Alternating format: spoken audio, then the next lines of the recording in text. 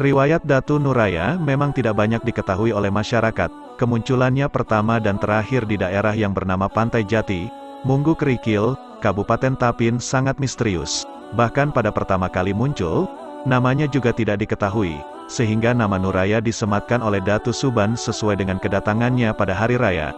Dialah pembawa kitab Barencong yang kini terkenal. Legenda Datu Nuraya beredar dari mulut ke mulut. Kini dia bermakam di Pantai Jati, Munggu Kerikil di Kabupaten Tapin, Kalimantan Selatan. Datu Nuraya juga dikenal dengan nama Syekh Abdul Muin. Sebagian ada pula menyebut Syekh Abdul Jabar serta menyebut Syekh Abdul Rauf. Kemunculan Datu Nuraya dalam kisah rakyat yang beredar. Konon di Pantai Jati, Munggu Kerikil dekat Liang Macan, di desa Tatakan tinggal seorang guru miskin, namun sangat dalam dan tinggi ilmu tasawufnya bernama Datu Suban. Karena kemiskinannya, Datu Suban dan istri hanya makan singkong setiap hari.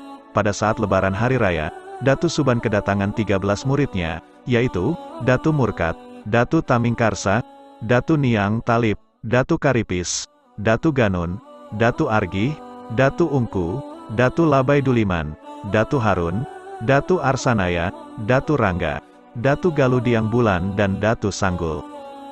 Ketika sedang menikmati hidangan yang disediakan tuan rumah, tiba-tiba datang seorang lelaki bertubuh sangat besar, serta-merta mereka terkejut dan segera mengambil tombak dan parang untuk menghadang orang tersebut. "Assalamualaikum warahmatullahi wabarakatuh," kata orang besar, sambil mendekat. "Waalaikumsalam warahmatullahi wabarakatuh," jawab para datu yang tengah berkumpul. Lalu Datu Suban berkata kepada murid-muridnya bahwa orang yang memberi salam itu insya Allah akan berniat baik dan tidak membahayakan mereka. "Maaf, siapa saudara yang datang dan dari mana asalmu serta apa maksud saudara?" tanya Datu Suban. Si raksasa hanya menjawab dengan ucapan zikir, "La ilaha illallah."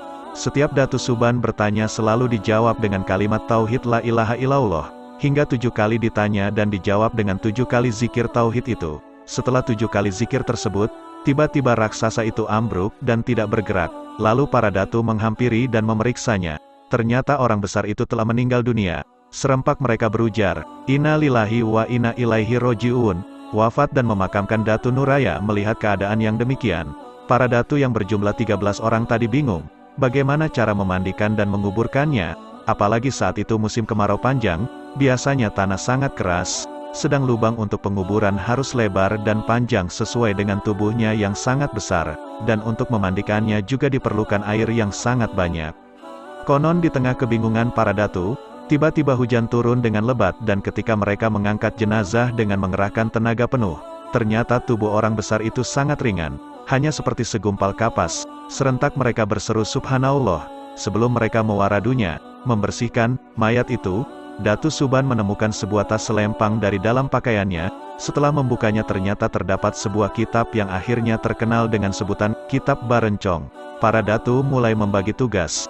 Membersihkan mayat adalah Datu Argi, Datu Niang Talib, Datu Ganun, Datu Labai Duliman, Datu Ungku, sedangkan Datu Karipis bertugas mencari batu nisan dari batu alam. Sedang yang lain membuat lubang kubur di Gunung Munggu Karikil dekat Munggu Tayuh.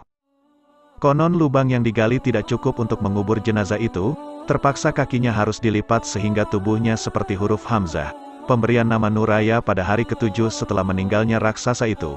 Datu Suban membuka kitab yang ditemukan pada jenazah tersebut di hadapan 13 muridnya sambil mengucap basmalah. Ternyata berisi bermacam-macam khasiat ilmu dunia dan akhirat.